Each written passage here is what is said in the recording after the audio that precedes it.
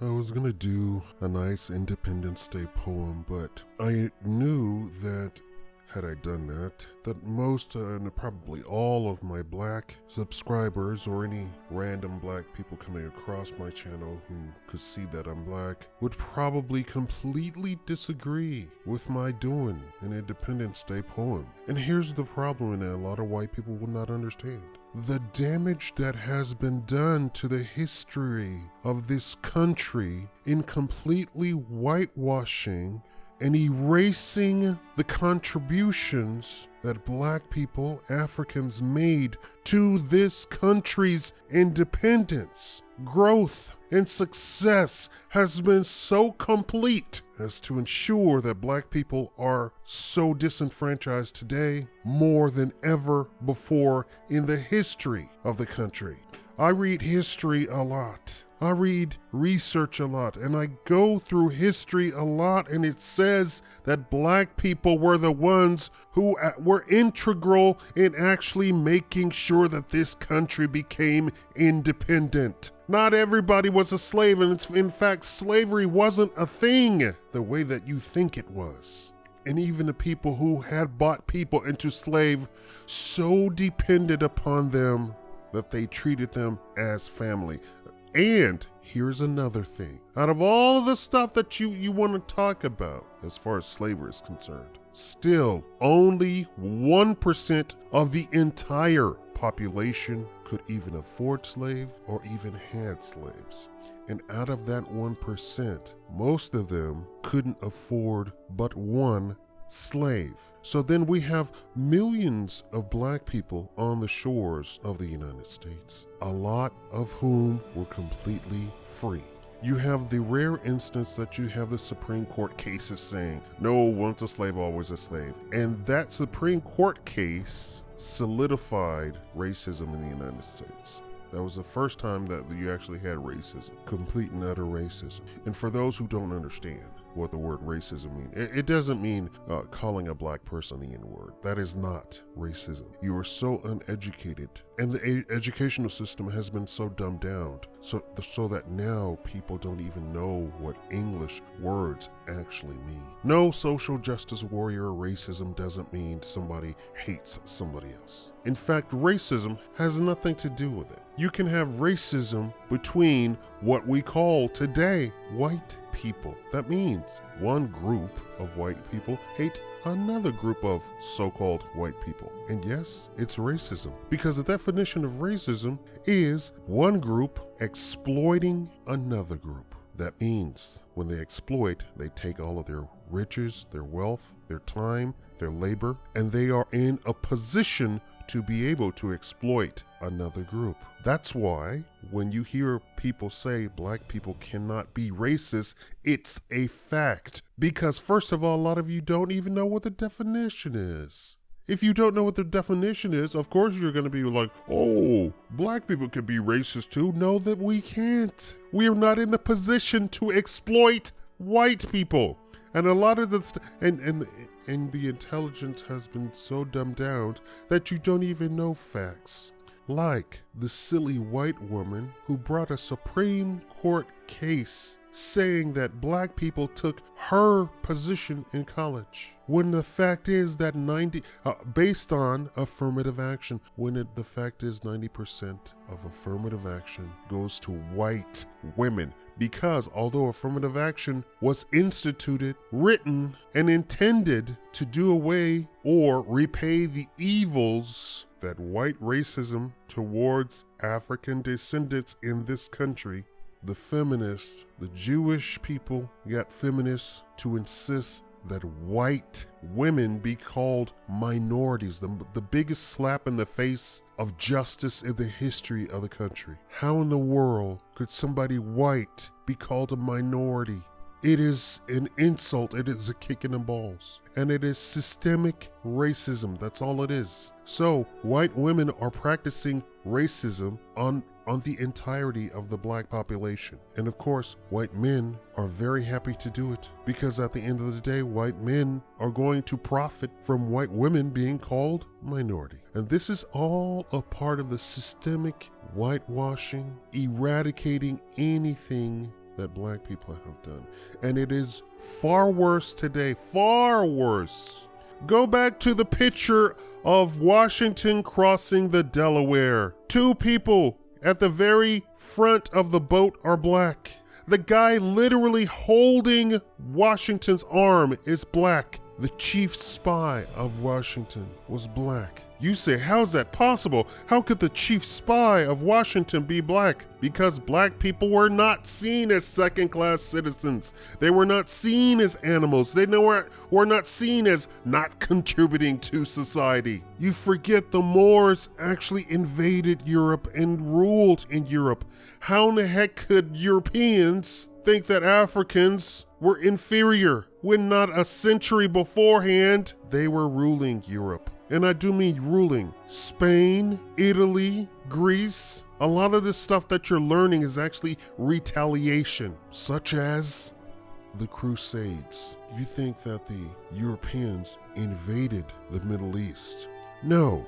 In more whitewashing of history, they completely erased the total annihilation of Europe by Islam. Oh, they keep the whole Islam completely annihilated North Africa, to the point where now people are confused as to the race of Egyptians. It is so ridiculous as to question the intelligence of anybody who would even think such a thing. Egypt, that is surrounded by blue-black people. Oh no, Ethiopians, they're more of a... Ethiopians were invaded by the Italians to such a degree that the Ethiopians are now a completely mixed tribe. And why? Because in the First World War, the Ethiopians fought back the Italian armies and defeated them over and over and over and over again. It was such an insult that the Italians had a complete hatred for Ethiopia.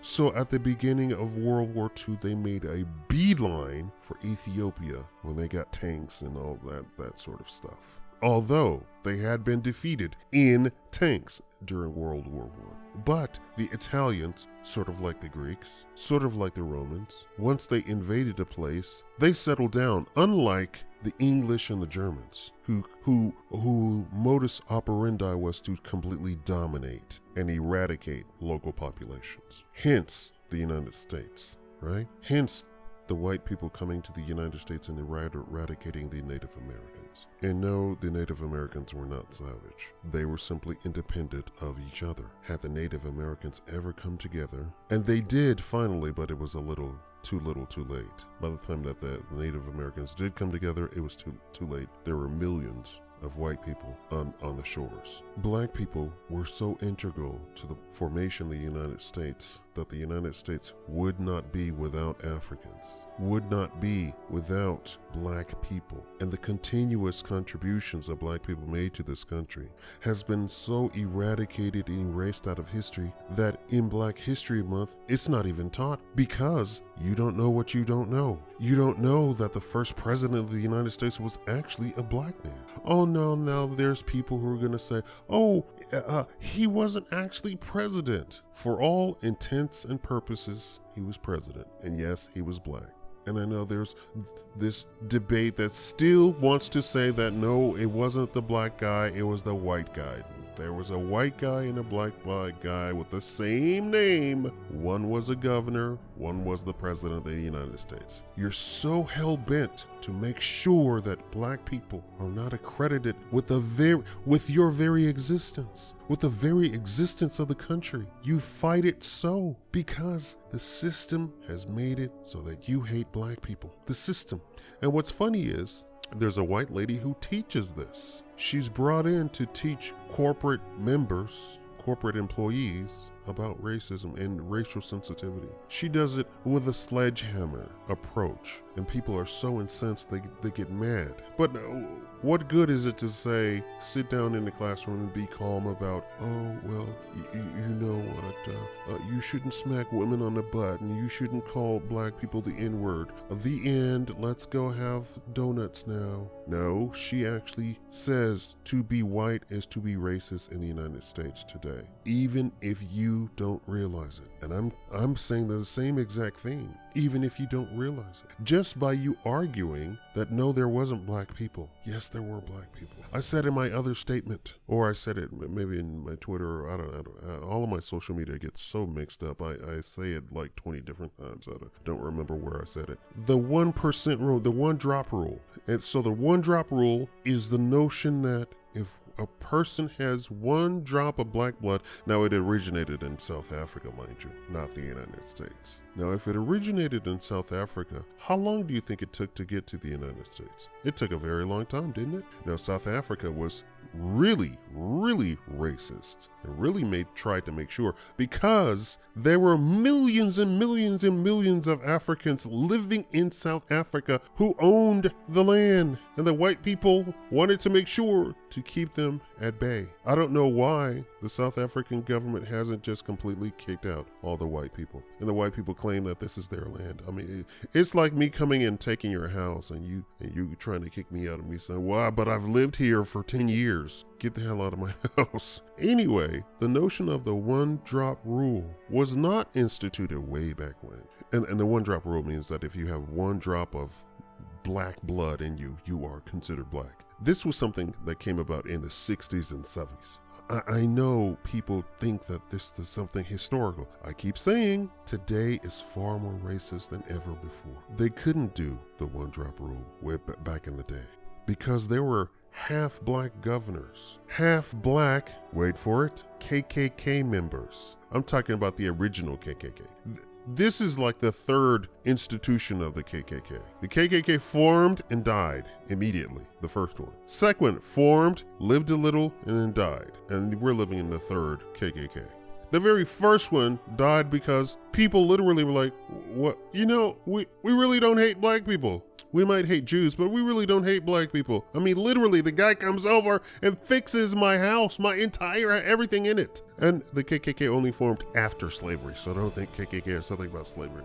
A lot of that stuff failed because people had to be forced to hate other people, especially people that they saw every day, that worked in the stores, that handed them their food. Everybody keeps forgetting this crap. Don't take your history lessons from Hollywood. White people did not walk down the sidewalk and beat up black people like Muslims beat up their women. And please don't say that that's not true, because even me trying to refuse to see this sort of crap, I see these videos all the time. I saw a compilation of Muslims just randomly hitting women for no other reason than to act like the samurai treated the peasants. To such a degree, it's almost an equivalent metaphor. If you insulted a samurai, you could be beheaded on the spot.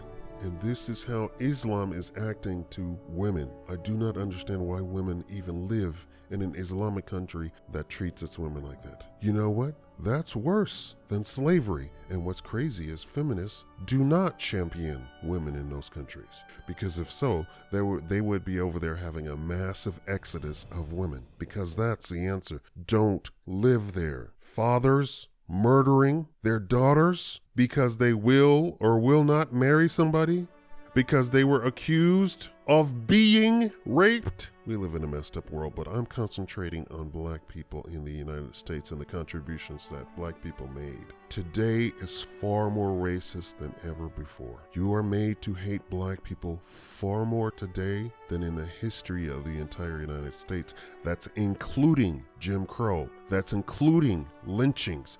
Do you know that they sentenced a black woman, to be lynched? Did you know that? Just the other day, 2016. It is completely out of hand. This is 2016 with a quote-unquote black president sitting on the throne. And for you black people not understanding that he's powerless. And he's not powerless because he wants to do what he can't do. He's powerless, period. And he doesn't want to do anything for you. He has told you that over and over and over again. I am not the black president. I'm the president of the United States. And what does that actually mean? That means I have to obey Wall Street, the Rothschilds, the NWO. And not only do I have to obey them, I agree with them. I've always agreed with them. How do you think I got nominated to the position of the Democratic nominee and became president?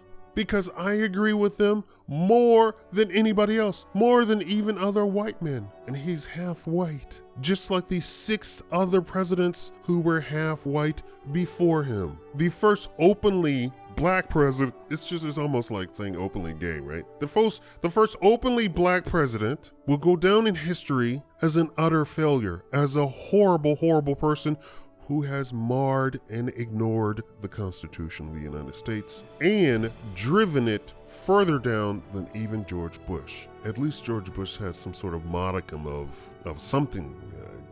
He championed some causes of the Constitution. Maybe not all of them. He's guilty of treason too, as insofar as initiating wars in places that shouldn't have been initiated unilaterally, lying to the American population, but he still championed some parts of the Constitution. Some parts of the Constitution were still intact. This president, this half-black president, half-white president, eradicates the entire Constitution, oversteps his bounds as president, and that's not because he's challenging Congress. Congress agrees with him too. This is what a lot of you all don't get. The Republicans aren't bowing to Obama. They agree with Obama. Your Republicans are not Republican. They are not conservative. They are not for freedom. In fact, they're not even of a different party. They are called the establishment Republican. Rhino, you don't understand the system that's built around you.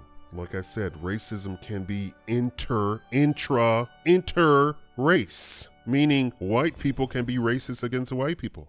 As long as you established a group and establish that the group has more power than another group, you can have racism. It's a bad word, but that's the definition. The definition of itself doesn't say it has to be of a different color or anything like that. We had spies that literally were double agents for the crown and the colonists of the United States. Spies who made English generals fall into traps over and over again. We had spies who gave up their life to ensure that the colonists survived. And these were black spies. Now, you want to talk about Illuminati and Masons and such? Yes, they were all a part of that too. Of course, they were black Masons. And there's a whole bunch of secret codes and stuff hidden all over the East Coast till this day. And if you are of the intellect to be able to figure it out, it's still there. You have some Hollywood movies who sort of hint at it, but of course they're always going to hint at it as, oh, this was all a white thing because white people are so great. I don't understand this need to be great. You know what? I think I'm great. But if you come to my doorstep hungry, tired, cold, I will feed, house, and clothe you. That's my greatness. I considered it a great responsibility that I had, that I must serve my fellow men. That's my greatness. That's how I was brought up. That's probably why I'm used a lot by people in my personal life, because they think they're getting over on me, but I think I'm superior to them, and they don't realize it. They're in the position of begging, but their mind is so twisted that they don't realize it. I don't need people to tell me I'm great. I know I'm great. I don't need a system to tell me I'm great. I don't need Jews who have absolutely no interest in the survival of humanity. Zero interest in the survival of humanity. To set up a system to tell people that they're great, only to be their downfall, and the people not even realize it. So if I say on this Independence Day, black people were an integral part of the independence of the United States, I need you to understand that. This, of course, could be a 12-hour video series, I guess, of me going piece by piece by piece by piece. But let it suffice it to say that there were black spies, there were black governors, there were black presidents, there were black inventors, there were black colonists. In the speech that Dr. Claude Anderson gives, speaking to black people, he says that during slavery, the free black people controlled 0.1% of the wealth of the United States. And in 2016, black people still control 0.1% of the wealth of the United States. Okay, how is it possible that black people, who are considered to be slaves, could control 0.1% of the wealth of the entire United States, such that we are as wealthy as the sixth nation of the planet? We are wealthier than most European countries. That's West and Eastern European. I don't know. Are we still doing Western and Eastern European? Then most European countries, right? It has to be that there were a lot of free black people. And it had to be that white people didn't come in and ransack the black people's wealth. That it was so normal and so common that there were free black people. Frederick Douglass, you remember the movie 12 Years a Slave? The actual story is that the guy was free, was captured, sold into slavery right quick, and then 12 years later got his freedom back because he had been a free guy from the beginning. And there's tales of that all the time. There are tales of, yes, kings being captured, African kings being captured and brought over here. And then people realizing that the person that they captured and trying to treat as a slave was far more intelligent than they were, spoke like 15 languages. I mean, just crazy stuff. And then they didn't know what to do. And I go back to it. Only 1% of the white population owned slaves. Nobody else could afford them. And most of the people only owned one black African slave because they couldn't afford them.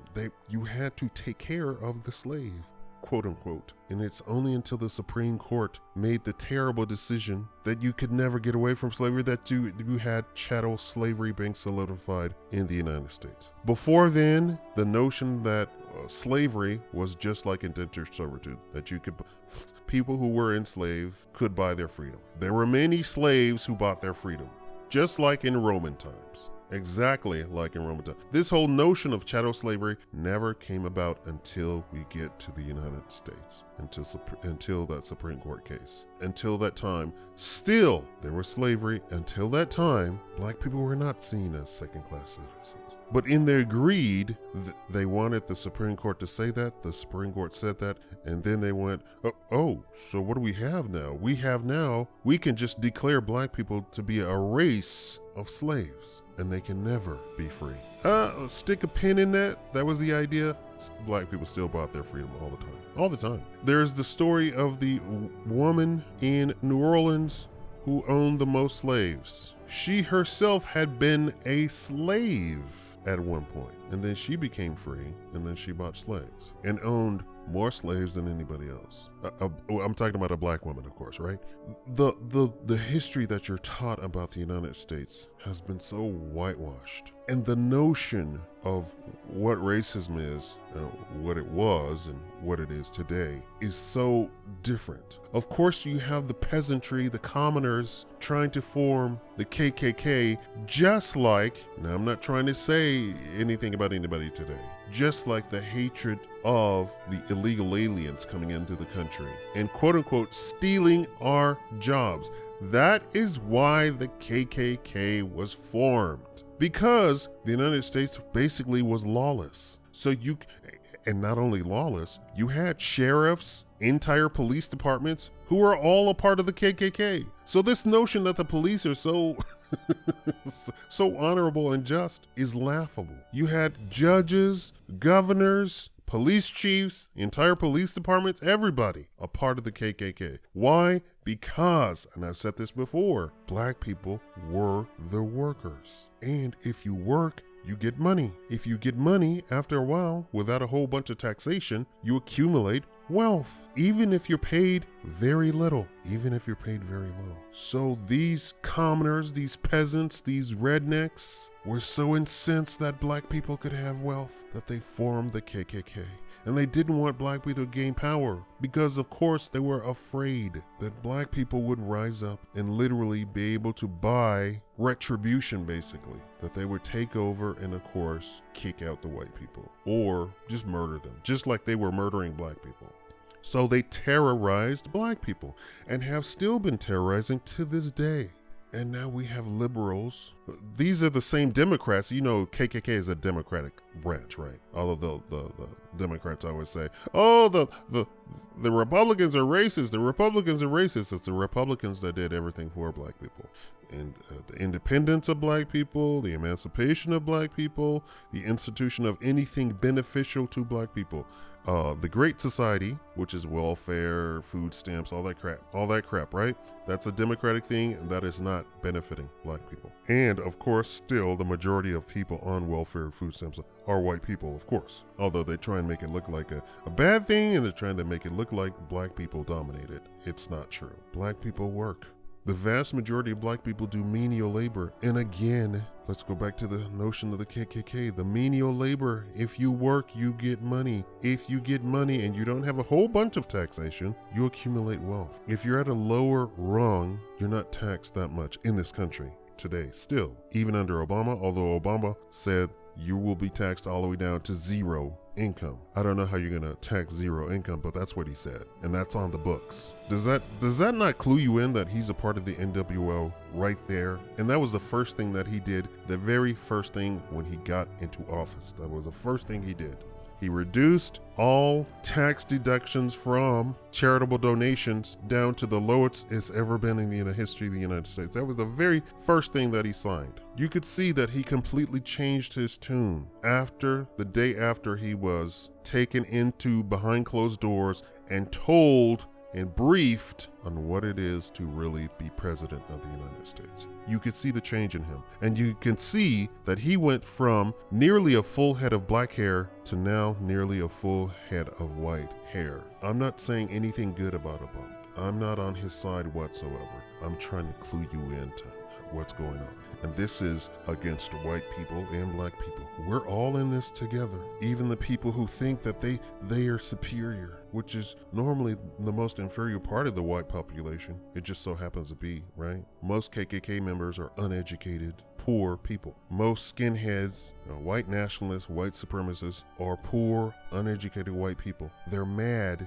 at something. They don't understand that they're mad at the very system that's propping them up. It's the very system. Do you really think the United States federal government could not completely eradicate and deport all illegal aliens overnight if they didn't actually want them to come into the country? Here's a secret that you might not have realized. I've tried to tell you this, and there's other news organizations that have hinted at it. The white population in the entire world is on decline.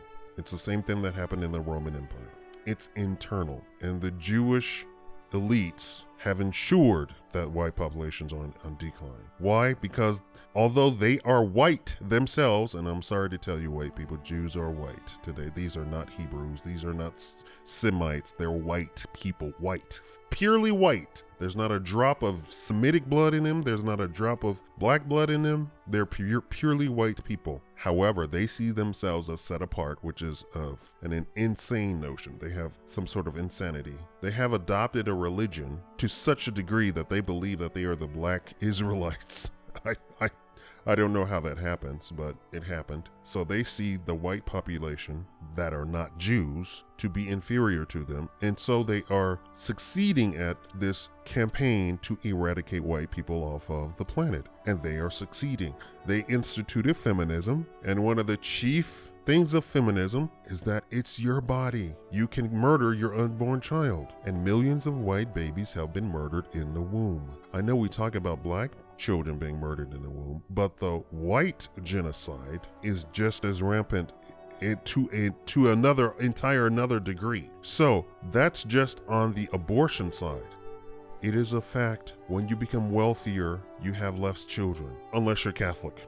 Isn't that ironic? Catholics say have 10 children. That's what you're supposed to do. Jews say have 10 children. That's what you're supposed to do. That's what God commanded. But Rome, the United States, when you become wealthier, you have less children. Why? Because your pursuits becomes the accumulation of more wealth. What does it have to do with Mexicans invading? Because you have less white people coming into the world, the demographics shift. They can see that they no longer have poor, uneducated white people to do all of the menial labor, and they only consider poor white people. They don't consider black people for some reason. So they import menial labor to do all of the menial labor jobs. They want Mexicans to invade. They created the system, the environment for Mexicans to be so poor that they have to go somewhere else to seek more fortune, better life, jobs. NAFTA killed Mexico.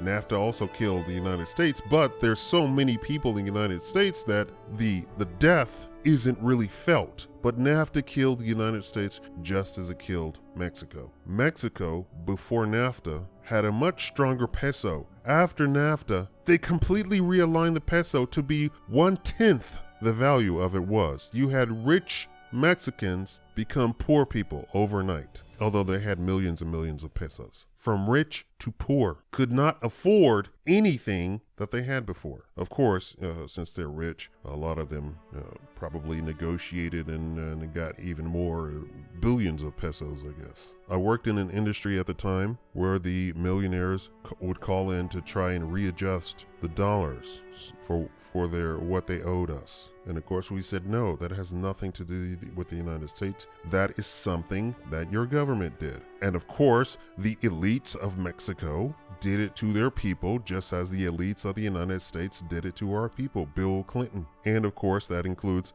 Canada too. It killed Canada, but Canadians didn't feel the hurt of it as much as the United States, and of course the United States didn't feel the hurt of it as much as Mexico did. Everything rolls downhill, right? This was all intentional to bring the Mexican population over here, to take our jobs, right? And of course they want to hire Mexicans because they can completely cheat Mexicans. And yes, I'm saying Mexicans. I'm not saying Panamanians. I'm not saying Haitians. I'm not saying Cubans. This is directly Mexico. NAFTA is Mexico, the United States, Canada, as far as I know. This was intentional. And this is the same thing that went on for slavery. They've always wanted free labor, but slavery was on a per person basis. The white person had to hire or had to buy the slave, and to buy the slaves from the Jews, yes, from the Jews, on Wall Street, yes, on Wall Street, you had to be rich enough to do that. It was auction, so the highest bidder won. And then you had to keep the slave. You had to basically take care of a human. Do you really think slave owners went around beating their slaves? No. Did they rape them? Yes. They raped them. There was massive rape, but it's still 1% of the population. There was something put out by white people saying, black people are no longer African. They're all mixed. Everybody in the United States is mixed. And of course, that's not true. Of course, that's not true. I know my entire family tree, it's not true. So if my family, I'm sure my family is not unique. And I walk around this neighborhood and I see people blacker than black.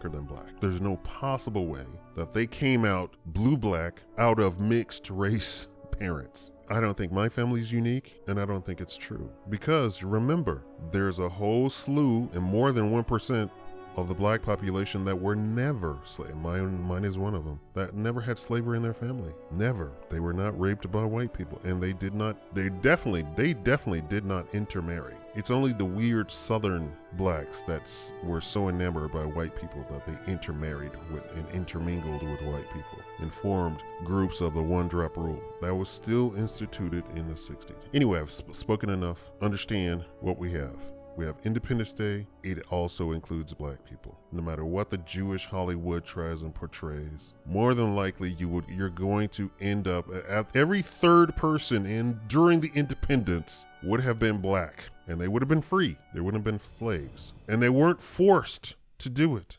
A lot of the people who drafted stuff, who helped with the planning, were black. Independent black people who had never even touched slavery ever. And as much as everybody says Lincoln was a racist, and he may have in fact had racial overtones or undertones or whatever you want to call it, he did admire black people because he put it in his memoirs. And his memoirs are his private notes to himself, not to other people. You have to understand that the politicians have to say things. Kennedy, as much as he tried to come off as being for the people, he had to do stuff for Southern white Democrats. He never instituted anything for black people. As much as black people trying to worship him, he never signed into law anything. His brother did far more than he ever did. It was his brother that came to the rescue of black people. It was his brother that defended black people. It was his brother that stood in the gap for black people. It was his brother that helped the Freedom Riders. It was his brother, his brother, his brother, his brother.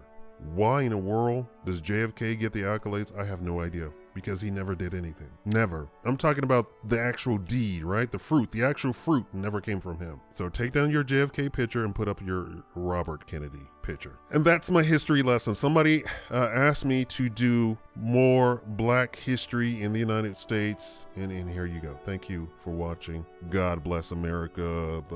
Buddha bless America. Jesus Cristo bless America. Oh, and I have nothing against Mexicans. I have nothing against Jews.